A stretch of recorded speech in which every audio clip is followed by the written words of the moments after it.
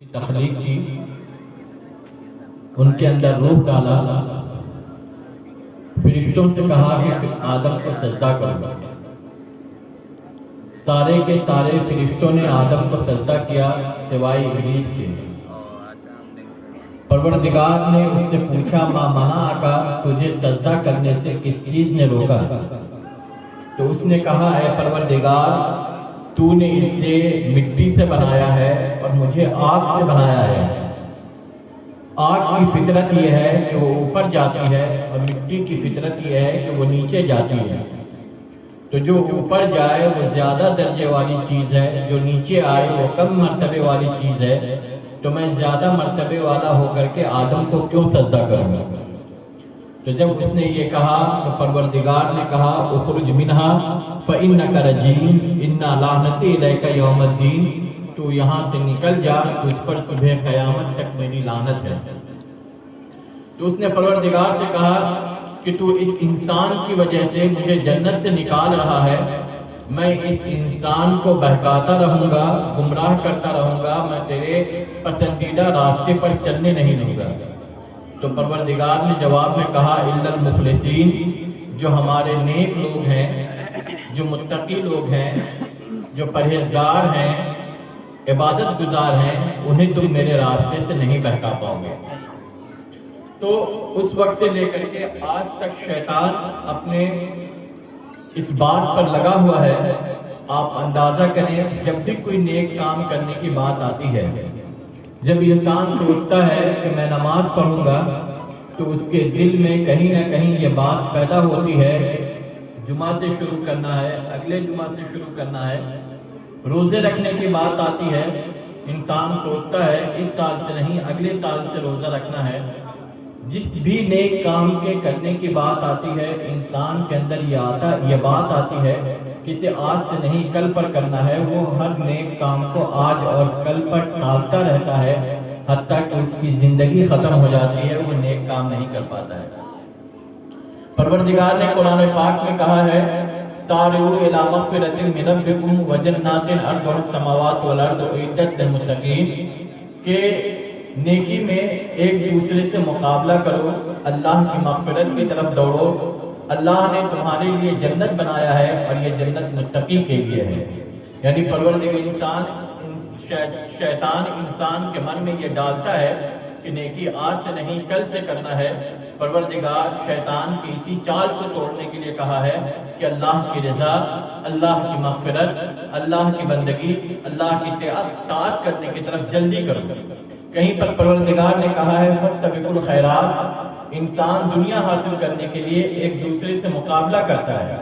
پروردگار نے کہا ہے فاستبقوا الخیرات، نیکی میں ایک دوسرے سے مقابلہ کرو، نیکی میں ایک دوسرے سے ریس لگاؤ، دنیاوی چیزوں کے بجائے آخرت کی تیاری میں ایک دوسرے سے مقابلہ کرو۔ تو مطلب یہی ہے کہ انسان کے من میں جیسے ہی کوئی نیکی کی بات آئے، نیک کام کرنے کی بات آئے، اسے آج کل پر نہ ٹالے بلکہ فوراً اسے کرنے کے لیے تیار ہو جائے۔ احادیث کی کتابوں میں، متعدد احادیث کی کتابوں میں یہ عنوانی ہے بادروا الی الخیرات، نیکی کی طرف جلدی کرو، نیکی میں ایک دوسرے سے مقابلہ کرو۔ تو یہ جو قرآن میں کہا گیا ہے، احادیث میں کہے گئے ہیں، یہ اسی لیے کہے گئے ہیں کہ شیطان نے پروردگار سے کہہ رکھا ہے کہ میں انسان کو نیک کام کرنے نہیں دوں گا۔ پروردگار نے کہا ہے کہ میرے جو مخلص بندے ہیں اسے تم میرے راستے سے نہیں بہکا پاؤ گے۔ تو اللہ نے اپنے بندوں کو، انسانوں کو یہ بتایا ہے کہ نیک کام کو آج اور کل پر نہیں ڈالنا، بلکہ نیکی کی جب باری آئے تو جس وقت جیسے ہو نیک کام کرنے کے لیے لگ جاؤ، تاکہ شیطان کی چال اور شیطان کی تدبیر تمہارے اوپر کام نہ آ پائے۔ اللہم صلی علی سیدنا شفیعنا مولانا محمد بارک وسلم، صلو علیہ صلاۃ و سلام علیک یا رسول اللہ صلی اللہ تعالیٰ علیہ وسلم۔ اللہ تبارک و تعالیٰ نے قرآن پاک میں 6 قسم کھائے ہیں، والشمس وضحاها والقمر اذا تلاها۔ اس طریقے سے اللہ نے 6 قسم کھایا ہے، اور 6 قسم کھانے کے بعد پروردگار نے کہا ہے کہ قد افلح من زکاها وقد خاب من دساها، کہ جس نے اپنے آپ کو صاف کیا، اپنے آپ کو ستھرا کیا، اپنے آپ کو گناہوں سے پاک کیا، وہ انسان کامیاب ہے۔ اور جس نے لاپرواہی اختیار کی، گناہوں میں ڈوبا رہا، دنیا کی رنگینیوں میں کھویا رہا، وہ قبر اور آخرت کو بھولا رہا، اس بات سے وہ انجان رہا کہ اسے اللہ تبارک و تعالیٰ کی بارگاہ میں کھڑا ہونا ہے، وہ اس انسان نے گھاٹے کا سودا کیا، اس انسان نے نقصان کا سودا کیا۔ تو پروردگار نے 6 قسم کھانے کے بعد جو کہا ہے کہ پاکی حاصل کرنا، پاکیزگی حاصل کرنا، نیک عادات اپنانا، عبادت کرنا، بندگی کرنا، ان چیزوں کو کرنے کی وجہ سے انسان سیرت مصطفیٰ صلی اللہ علیہ وسلم اور قرآن پر عمل کرنے کی وجہ سے انسان کامیاب ہے۔ تو پروردگار نے جو کہا ہے اسی میں کامیابی ہے۔ انسان کامیابی تلاش کرنے کے لیے جس بھی راستے کو چنے، جس بھی طرف جائے، اسے وہ کامیابی مل ہی نہیں سکتی۔ انسان کو اگر کامیابی ملے گی تو وہیں ملے گی جہاں سے اللہ تبارک و تعالیٰ نے کامیابی کے چراغ جلائے ہیں، جہاں پر اللہ تبارک و تعالیٰ نے کہا ہے کہ کامیابی یہاں سے ملنی ہے تو وہیں سے کامیابی ملے گی۔ انسان باقی جس بھی راستے پر جائے گا اسے ناکامی اور افسوس کے علاوہ کچھ اور نہیں مل سکتا۔ اور پروردگار نے جو انسان اللہ تبارک و تعالیٰ کے راستے پر چلتا ہے، اللہ تبارک و تعالیٰ کی بندگی اختیار کرتا ہے، اس انسان کو پروردگار اسی دنیا سے اپنی نعمتوں سے نوازنا شروع کرتا ہے اور آخرت تک نوازتا رہتا ہے۔ پروردگار نے کہا ہے ما زال عبدی یتقرب الی بالنوافل، بندہ جب نوافل پڑھتا رہتا ہے، عبادت کرتا رہتا ہے تو وہ میری بندگی حاصل کرتا ہے، وہ میری قربت حاصل کرتا ہے، میں اسے چاہتا ہوں، میں اسے پیار کرتا ہوں۔ اور جسے پروردگار چاہتا ہے، پیار کرتا ہے، جبریل امین اس کے لیے آسمان پر اعلان کر دیتے ہیں کہ فرشتوں فلاں بندے سے پروردگار پیار کرتا ہے، تم بھی پیار کرو۔ اور پھر اس کی برکت یہ حاصل ہوتی ہے کہ پروردگار اس کی عزت، اس کی عظمت کو اس دنیا میں بھی بیٹھا دیتا ہے۔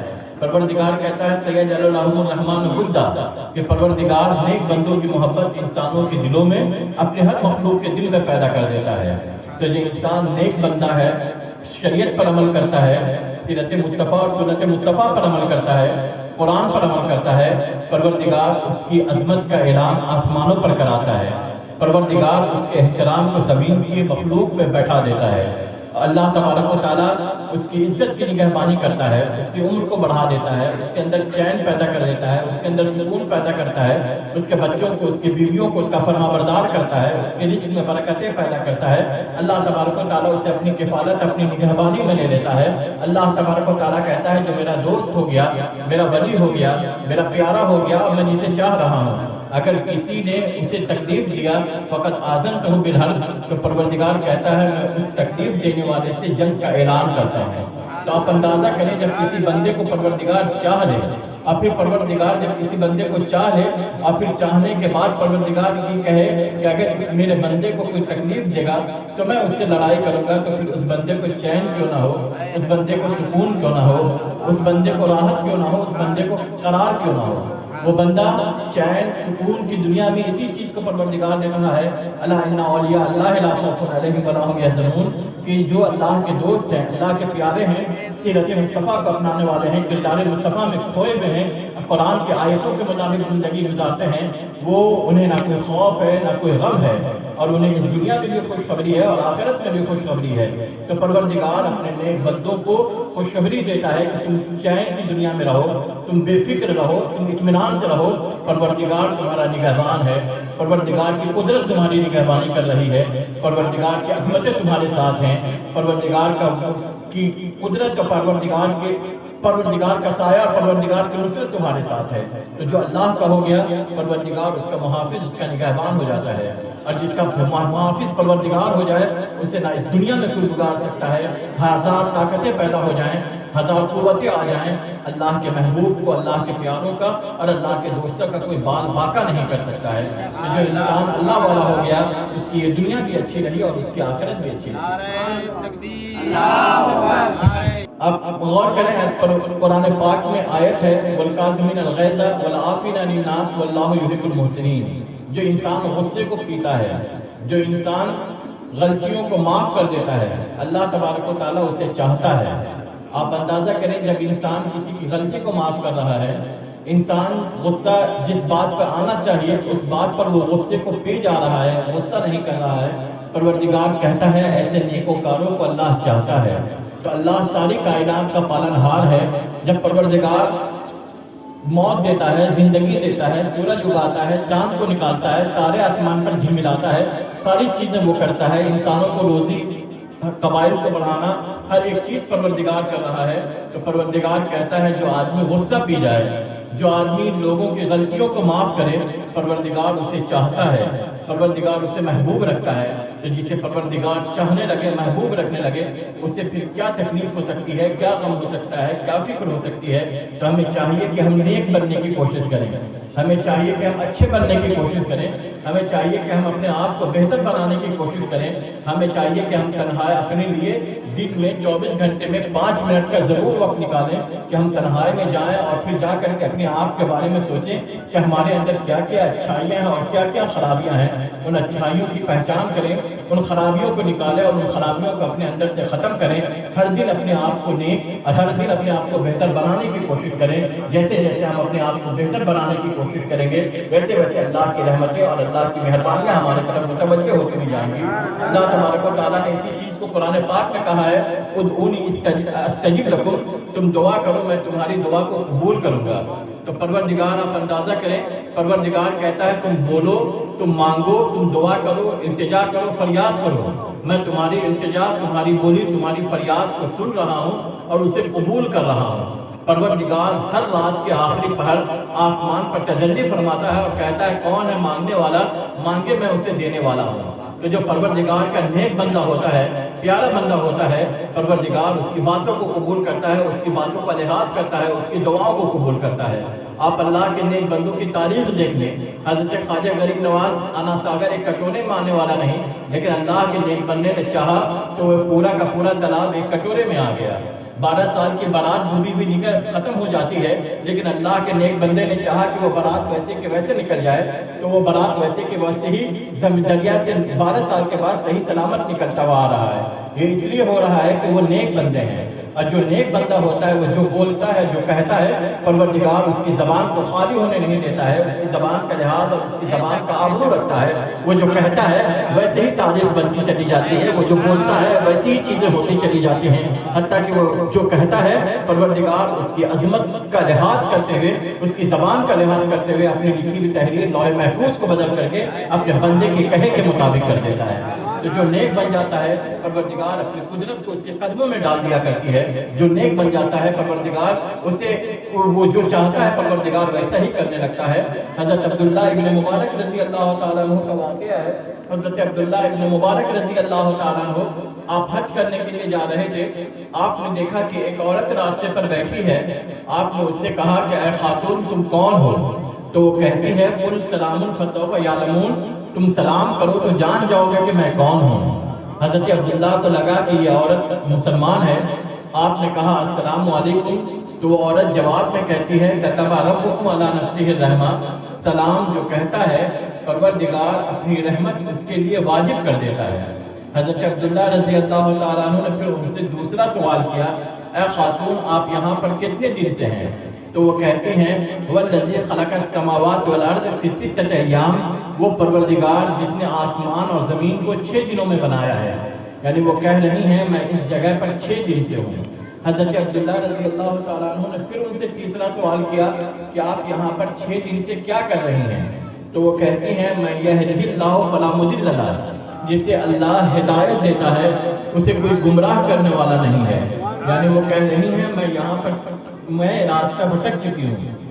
حضرت عبداللہ کو یہ شک ہوا کہ یہ عورت جو بھی جواب دے رہی ہے قرآن کی آیت ہی سے جواب دے رہی ہے، یہ عورت آیا انسان ہے یا جنات ہے؟ حضرت عبداللہ نے اس خاتون سے پوچھا ہے خاتون تم کون ہو، انسان ہو یا جنات ہو؟ تو وہ جواب میں کہتے ہیں لقد کرمنا بنی آدم، اللہ نے انسان کو عزت دی ہے، اللہ نے انسان کو عظمت دیا ہے، اللہ نے انسان کو مقام اور رتبہ عطا کیا ہے۔ یعنی وہ کہہ رہی ہیں میں جنات نہیں ہوں، میں انسان ہی ہوں۔ پھر حضرت عبداللہ رضی اللہ تعالیٰ عنہ نے ان سے کہا کہ آپ کو کہاں جانے کا ارادہ ہے، آپ کہاں جانے کے لیے نکلی تھی؟ تو وہ کہتی ہیں من یستطیع الیہ سبیلا، باصلاحیت لوگ حج کے لیے جاتے ہیں، یعنی وہ کہہ رہی ہیں کہ میں حج کے لیے جا رہی ہوں۔ حضرت عبداللہ نے کہا کہ میں بھی حج کے لیے جا رہا ہوں، آپ میرے ساتھ چلیں۔ حضرت عبداللہ سواری پر تھے، وہ خاتون نیچے تھی، جواب میں کہتی ہیں لا یکلف اللہ نفسا الا ما آتاہا، اللہ انسان پر اتنا ہی وزن اور بوجھ ڈالتا ہے جتنا اسے اٹھانے کی صلاحیت ہوتی ہے. یعنی وہ کہہ رہی ہیں تم مرد ہو، سواری پر ہو، میں عورت ہوں، میں پیدل ہوں، میں تمہارے ساتھ کیسے چل سکتی ہوں؟ تو حضرت عبداللہ نے کہا کہ میں سواری کے آگے ہو جاتا ہوں، آپ میرے پیٹھ کے پیچھے بیٹھ جائیں. تو وہ جواب میں کہتی ہیں لو کان فیہما آلہۃ الا اللہ لفسدتا، اگر آسمان اور زمین میں دو خدا ہوتے تو ضرور فساد ہوتا، بگاڑ ہوتا. یعنی وہ کہہ رہی ہیں کہ تم مرد ہو، میں عورت ہوں، ہم دونوں ایک دوسرے کے لیے اجنبی ہیں، غیر محرم ہیں، ایک ساتھ ایک سواری پر کیسے بیٹھ سکتے ہیں؟ حضرت عبداللہ سواری سے اتر گئے اور انہیں سواری پر بیٹھا لیا. اس کے بعد آپ چلنے لگے تو تیز تیز چلتے ہیں. تو وہ خاتون کہتی ہیں لا تمشی علی الارض مرحا، کہ زمین پر تیز تیز نہ چلو، اطمینان کے ساتھ چلو. پھر حضرت عبداللہ کچھ دنیاوی اشعار یا کلام گنگنانے لگتے ہیں. تو وہ خاتون کہتی ہیں فقرؤوا ما تیسر من القرآن، کہ قرآن کی آیتوں سے جو یاد ہو وہ پڑھو. حضرت عبداللہ رضی اللہ تعالیٰ عنہ کہتے ہیں اے خاتون آپ کتنی بڑی عالمہ ہیں، فاضلہ ہیں. وہ کہتی ہیں هل يستوي الذين يعملون والذين لا يعلمون يعلمون والذين لا يعلمون، کیا وہ دونوں برابر ہو سکتے ہیں جو جانتے ہیں اور جو نہیں جانتے ہیں؟ تو حضرت عبداللہ نے کہا اے خاتون جب آپ اتنی بڑی عالمہ ہیں، جب آپ اتنی بڑی فاضلہ ہیں تو آپ مجھے کچھ نصیحت کیجیے. تو وہ کہتے ہیں اے عبداللہ اللہ کو یاد کرنا نہ بھولو، اللہ کی بندگی نہ بھولو، اللہ اور اللہ کے رسول کی اطاعت اور فرما برداری کرنا نہ بھولو. جو اللہ کو بھول گیا، رسول اللہ کی اطاعت کو چھوڑ دیا، جس نے قرآن کو طاق پر رکھ دیا، قرآن کو اپنی زندگی میں نہیں ڈھالا، جس نے شرعی احکام اور شرعی اصول اور ضابطے کے مطابق اپنی زندگی کے وقتوں کو نہیں گزارا، معیشتاً زنکا، اس کی زندگی تنگ ہو جاتی ہے، اس کی زندگی پریشانی والی ہو جاتی ہے، اس کی زندگی الجھنوں والی ہو جاتی ہے، بیماریوں والی ہو جاتی ہے. تو عبداللہ اللہ کی عبادت اور اللہ کی بندگی کرنا نہ چھوڑو. حضرت عبداللہ نے پھر ان سے کہا اے خاتون آپ جو بھی بول رہی ہیں، جو بھی کہہ رہی ہیں، قرآن کی آیتوں ہی سے بول رہی ہیں. آخر آپ کی اپنی کوئی بولی ہوگی، آپ کی اپنی زبان ہوگی، آپ اپنی زبان اور اپنی بولی استعمال کیوں نہیں کر رہی ہیں؟ تو وہ کہتے ہیں رقیب عتید، ہر انسان کے پاس نگہبان فرشتے ہیں. انسان جو بولتا ہے، انسان جو کرتا ہے، وہ تمام چیزیں فرشتے لکھتے رہتے ہیں. میں یہ چاہتی ہوں کہ میرا نامہ اعمال جب میرے پروردگار کی بارگاہ میں پیش کیا جائے تو میرے نامہ اعمال میں ادھر ادھر کی کوئی بات ہی نہ ہو. میرا پورا کا پورا نامہ اعمال قرآن کی آیتوں، قرآن کے الفاظ، قرآن کے جملوں اور قرآن کے حروف سے بھرے ہوئے ہیں. بس اس لیے میں ادھر ادھر کی کوئی بولیاں استعمال نہیں کرتی ہوں، میں قرآن ہی سے جواب دیتی ہوں، قرآن ہی سے بولتی ہوں. جو پوچھنا ہوتا ہے وہ قرآن کی آیتوں ہی کے ذریعے سے پوچھتی ہوں. جب انہوں نے یہ بات کہی تو حضرت عبداللہ نے کہا اے خاتون، کوشش کرنے لگے کہ ان سے کچھ ایسے سوالات کیے جائیں کہ یہ قرآن سے جواب ہی نہ دے پائیں. حضرت عبداللہ نے کہا کہ آپ کہاں سے آ رہی ہیں؟ انہوں نے سوچا کہ یہ جس جگہ سے آ رہی ہیں اس جگہ کا نام قرآن میں نہیں ہوگا. تو وہ خاتون جواب میں کہتی ہیں اولئک ینادون من مکان بعید، وہ لوگ جنہیں دور دراز سے بلایا جاتا ہے. یعنی وہ کہہ رہی ہیں کہ میں نزدیک سے نہیں آ رہی ہوں، میں دور سے آ رہی ہوں. پھر حضرت عبداللہ نے پلٹ کر ان سے سوال کیا آپ جس جگہ سے آ رہی ہیں اس جگہ کا کوئی نام ہوگا، اس قبیلے کا کچھ نام ہوگا؟ تو وہ کہتی ہیں ان السمع والفؤاد والبصر، کہ اے عبداللہ آنکھ، کان، دل یہ سب اللہ کی امانتیں ہیں، انہیں اللہ کی بندگی، اللہ کی اطاعت اور اللہ کی فرما برداری میں لگاؤ، ادھر ادھر کی چیزوں میں نہ لگاؤ. یہ چیزیں اللہ نے دی ہے تو اللہ کی خوشنودی، اللہ کی رضا، اللہ کی الفت اور اللہ کی توجہ کو حاصل کرنے میں لگاؤ. حضرت عبداللہ رضی اللہ تعالیٰ عنہ خاموش ہو جاتے ہیں. پھر آپ چلنے لگتے ہیں. جب آپ چلتے ہیں تو آگے ایک قافلہ آپ کو نظر آتا ہے. جب آپ وہ قافلہ دیکھتے ہیں تو کہتے ہیں اے خاتون ہو سکتا ہے یہ قافلہ وہی ہو جس سے آپ بچھڑ گئی ہیں، تو آپ کچھ نشانیاں بتا دیں کہ ان نشانیوں کی بنیاد پر میں یہ معلوم کر سکوں کہ یہ آپ ہی کا قافلہ ہے یا کسی اور کا ہے. تو انہوں نے کہا المال والبنون وزینت حیات الدنیا، کہ قافلے میں مال ہیں، لڑکے ہیں اور کچھ سامان ہے۔ تو جب انہوں نے البنون کہا تو حضرت عبداللہ نے سوچا کہ بنون کے معنی لڑکے کے ہیں، کہ ان کے لڑکوں کا نام قرآن میں نہیں ہوگا۔ حضرت عبداللہ نے کہا کہ آپ کے لڑکوں کا نام کیا ہے؟ تو جواب میں کہتی ہیں وما محمد الا رسول، محمد کے علاوہ کوئی رسول نہیں ہے۔ یا یحییٰ خذ الکتاب بقوہ، اے یحییٰ کتاب کو مضبوطی سے تھام لو۔ یا داؤد انا جعلناک فی الارض خلیفہ، اے داؤد ہم نے آپ کو زمین کا خلیفہ بنایا۔ یا موسیٰ انی انا اللہ رب العالمین، اے موسیٰ میں ہی کائنات کا رب ہوں۔ تو انہوں نے 4 نام بتائے، محمد بتایا، یحییٰ بتایا، داؤد بتایا اور موسیٰ بتایا، اور یہ چاروں کے چاروں نام انہوں نے قرآن ہی سے بتائے۔ حضرت عبداللہ کی یہ کوشش بھی ناکام ہو گئی۔ جب گئے تو وہ قافلہ انہی کا تھا۔ لڑکوں نے جب اپنی ماں کو دیکھا تو انہیں گھیر لیا، قدم چومنے لگے۔ وہ خاتون حضرت عبداللہ کی طرف دیکھ کر کے کہتی ہیں وَلِلَّهِ الْعِزَّةُ وَلِرَسُولِهِ وَلِلْمُؤْمِنِينَ وَلَكِنَّ الْمُنَافِقِينَ لَا يَعْلَمُونَ، کہ حقیقی عزت اللہ کے لیے ہے، اللہ کے رسول کے لیے ہے، مومنوں کے لیے ہے، لیکن منافق نہیں جانتے ہیں۔ پھر اس کے بعد وہ اپنے بیٹوں کی طرف مخاطب ہو کر کے کہتے ہیں یا ابت استاجر ہو، اے بیٹو اس کی مزدوری دے دو۔ وہ خاتون یہ کہہ کر کے خیمے کے اندر چلی گئی۔ حضرت عبداللہ نے ان سے کہا کہ اے لڑکوں، میرے پاس جو ساز و سامان ہے وہ بھی تم لے لو، لیکن مجھے یہ بتاؤ کہ یہ خاتون کون ہے؟ تو وہ لوگ کہتے ہیں یہ وہ خاتون ہیں جنہوں نے 30 سال سے اپنی زبان سے قرآن کی آیات اور قرآن کے الفاظ کے علاوہ کچھ اور نکالا ہی نہیں ہے۔ حضرت عبداللہ نے کہا یہ میں نے پورے سفر میں دیکھا ہے، اس کے علاوہ اور کوئی بات ہے تو بتاؤ۔ تو وہ لوگ کہتے ہیں حاضری فضہ، یہ فضہ ہے خادمۃ فاطمہ الزہرا، یہ حضرت نبی کی بیٹی، نبی کی شہزادی حضرت فاطمہ الزہرا کی خادمہ ہیں، حضرت امام حسن حضرت امام حسین کو گود کھلانے والی ہیں۔ یہی حضرت فضہ رضی اللہ تعالیٰ عنہ کا واقعہ ہے کہ ایک مرتبہ نبی کائنات صلی اللہ تعالیٰ علیہ وسلم اپنی بیٹی فاطمہ کے ہاں تشریف لائے۔ حضرت علی مرتضیٰ نے کہا یا رسول اللہ، آپ جن راستے سے آئے ہیں علی ان راستوں پر قربان ہے، لیکن آج بغیر اطلاع کے تشریف لائے ہیں۔ نبی کائنات صلی اللہ تعالیٰ علیہ وسلم نے فرمایا اے علی، میں بغیر اطلاع کے نہیں آیا ہوں، تمہاری خادمہ فضہ نے کھانے کی دعوت دی ہے۔ حضرت علی فضہ کی طرف مخاطب ہوئے اور کہا اے فضہ، اگر تو نے نبی کو کھانے کی دعوت دی تھی تو مجھے بتا دیا ہوتا، میں انتظام کر لیتا۔ حضرت فضہ رضی اللہ تعالیٰ عنہ جانماز بچھاتی ہیں، دعا کے لیے ہاتھ اٹھاتی ہیں۔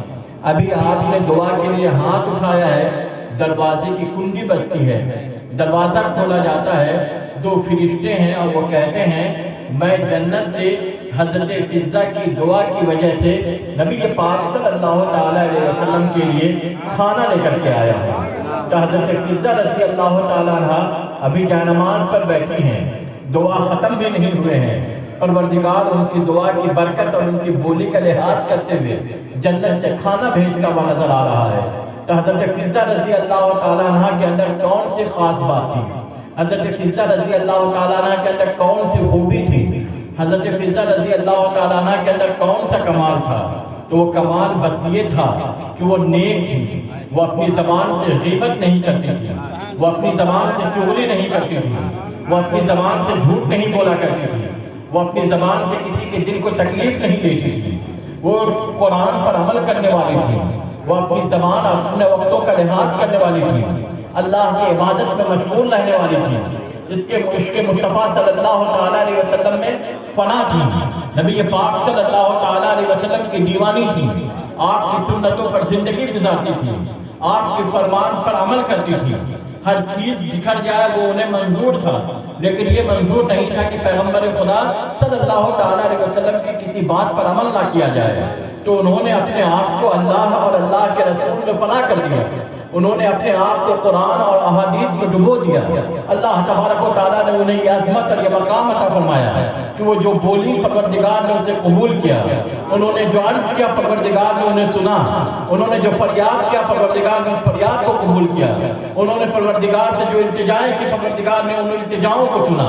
اسی چیز کو پروردگار نے کہا ہے ادعونی استجب لکم، اے میرے نیک بندو اے میرے پرہیزگار بندو، اے میرے اطاعت گزار بندو، اے سیرت مصطفیٰ پر عمل کرنے والوں، اے قرآن کی آیتوں کے مطابق زندگی گزارنے والوں، اے حلال اور حرام کے درمیان فرق کرنے والوں، اے اپنی نگاہوں کو پاک کرنے والوں، اے گانوں سے پرہیز کرنے والوں، تم جب جو کہو گے، تم جب جو بولو گے، تم جب جو التجا کرو گے، تم جب جو فریاد کرو گے، تم جب اپنے ہاتھوں کو اٹھاؤ گے، میں تمہارے ہاتھ کو، تمہاری زبان کو، تمہاری الفاظ کو، تمہاری آواز کو کبھی بھی آپ کو نہیں ہونے دوں گا۔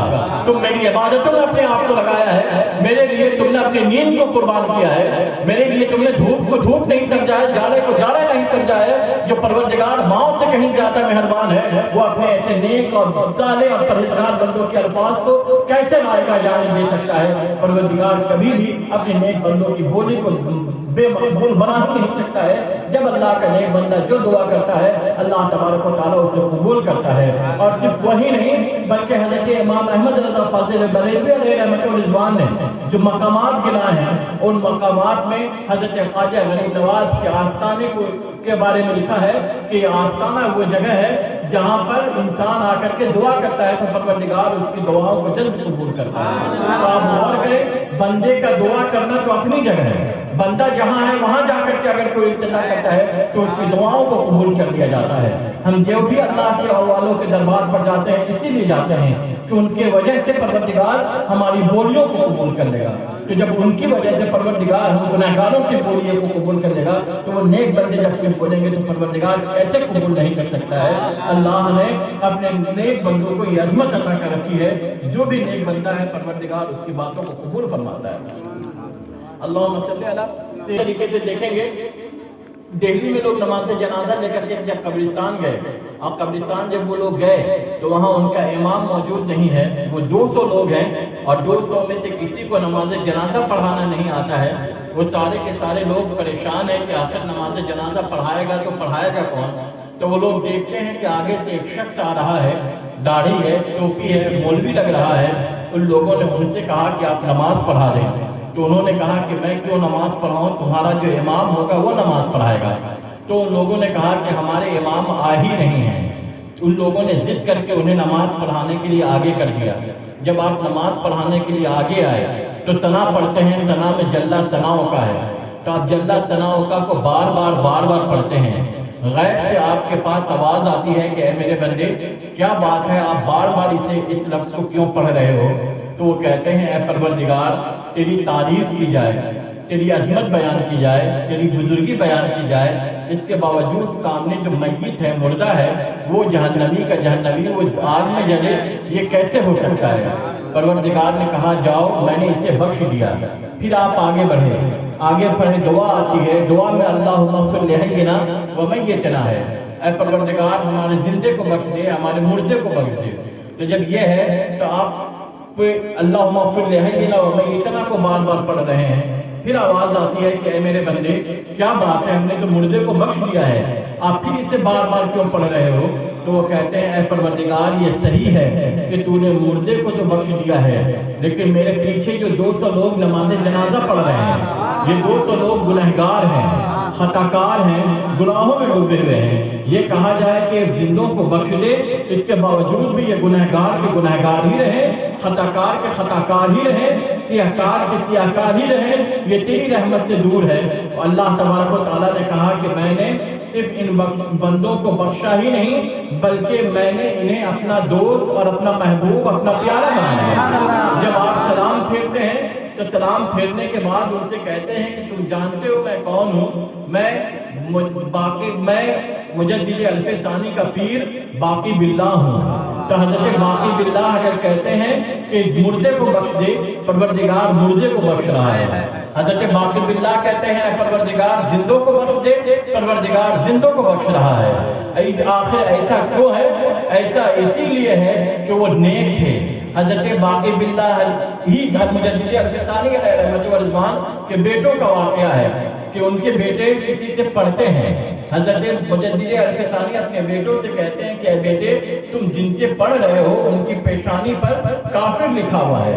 وہ بیٹے کہتے ہیں کہ آپ کے گھر میں آیا ہوا شخص اگر آنے کے بعد بھی کافر کا کافر ہی رہے تو پھر آپ کے گھر میں آنے کا فائدہ کیا ہے؟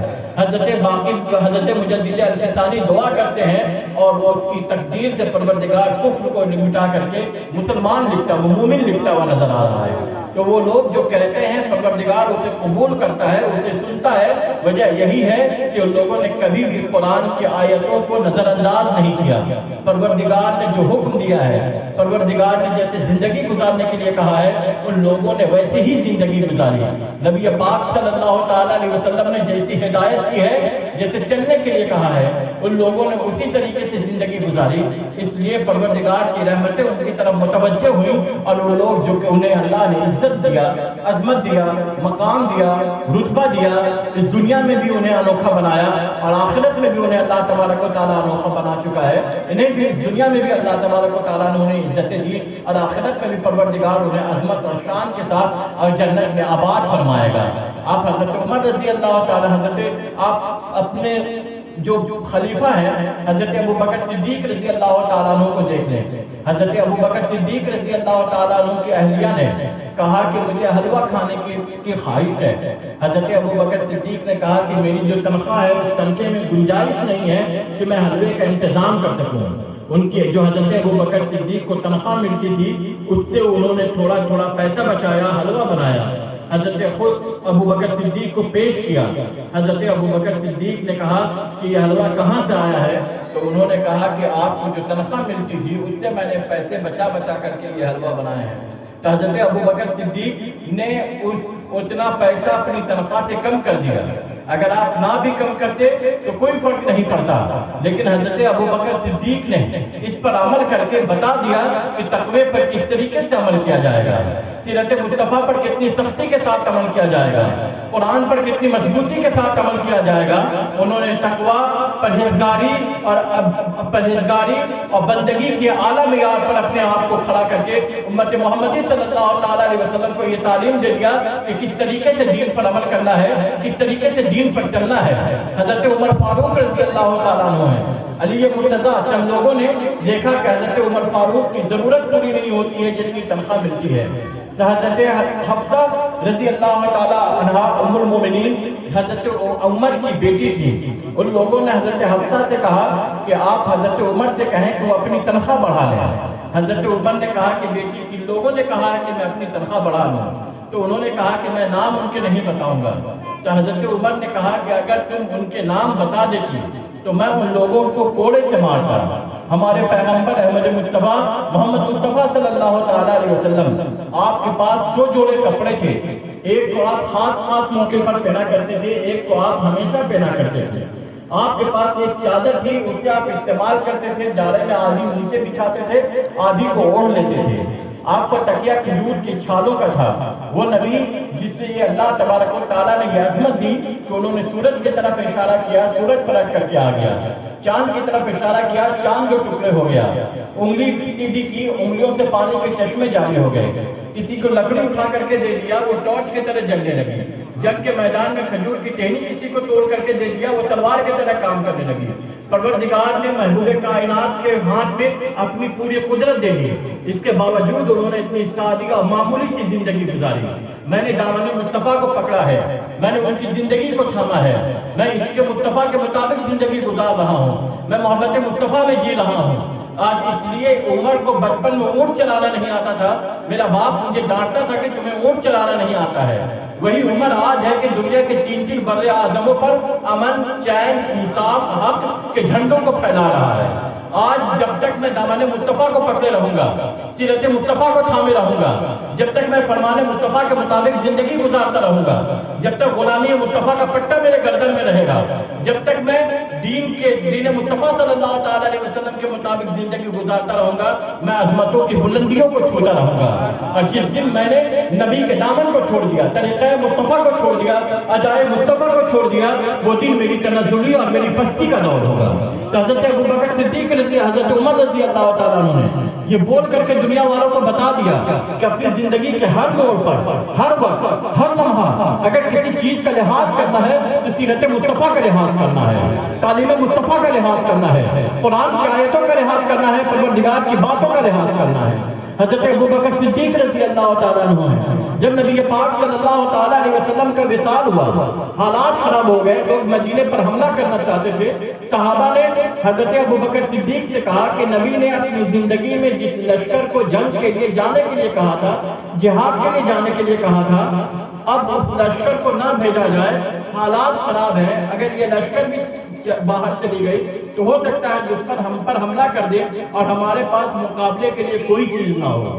حضرت ابوبکر صدیق نے اس مجلس میں جو بات کہی، حضرت ابوبکر صدیق نے کہا کہ مدینے کے گھر سارے کے سارے ڈھہ جائیں، ابوبکر یہ برداشت کرے گا، مدینے کی عورتوں کی عزتیں نیلام ہو، ابوبکر یہ برداشت کرے گا، ابوبکر کو کتے آ کر کے نوچے، ابوبکر یہ برداشت کرے گا، ہر ظلم، ہر زیادتی، ہر پریشانی کو ابوبکر برداشت کرے گا، لیکن ابوبکر یہ کبھی بھی گوارا نہیں کر سکتا کہ نبی پاک صلی اللہ تعالیٰ علیہ وسلم نے کسی چیز کا حکم دیا ہو اور اس حکم پر عمل نہ کیا جائے، اس حکم کو ٹال دیا جائے، فرمان مصطفیٰ کو پیٹ کے پیچھے ڈال دیا جائے۔ ابوبکر ہر چیز یہ کبھی بھی گوارا نہیں کر سکتا، ابوبکر ہر چیز کو کھونا پسند کرے گا، لیکن مصطفیٰ کی بات کو اٹھانا، مصطفیٰ کی بات کو رد کرنا کبھی بھی پسند نہیں کرے گا۔